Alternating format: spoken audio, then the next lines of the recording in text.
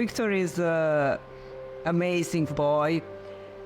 He was born and raised in Serbia until 2018. Then we immigrated to the States. He was diagnosed with autism at age of 5. He is nonverbal. He can speak, but he has no communication at all. He started with drawing at age of 2, 3, so when he was able to hold the pen. So Victor has very strange technique how he holds the pen, but even though he has control of it. He was diagnosed with autism, but we were very surprised because we didn't know how to handle that. So first we were very scared, we were sad, and we had lots of emotions.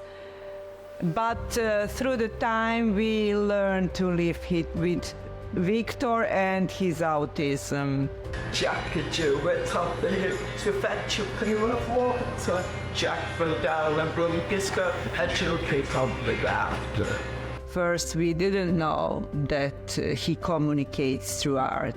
In that time, in our home, all walls were full of his drawing. In that time, he draws cartoon characters.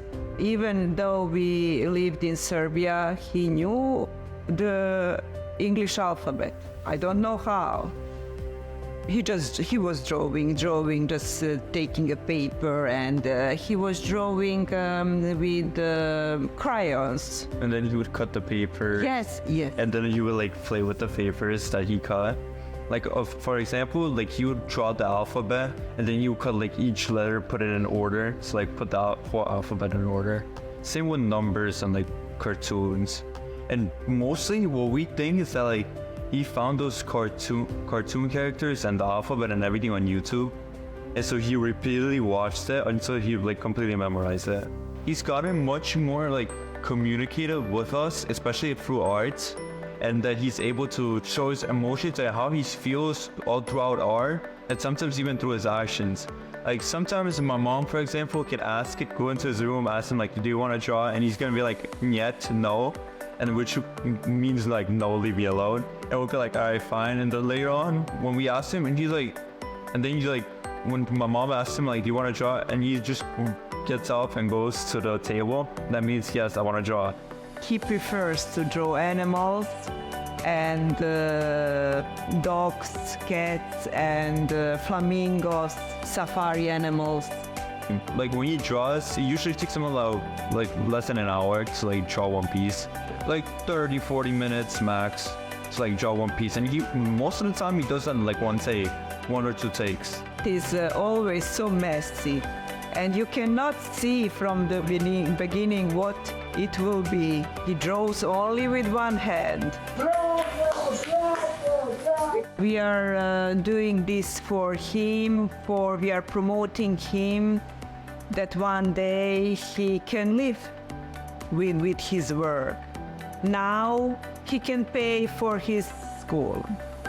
I mean, I think it's a good way because like they can relate to a kid, to a peer who's like them, but like who has managed to like become, you can say, successful at like creating art, creating something that's that can, you know, inspire others. And it can also inspire other parents of autistic kids because, you know, it can give them hope that like their kid can maybe make a good difference in the world. They just need to find what the kid is good at.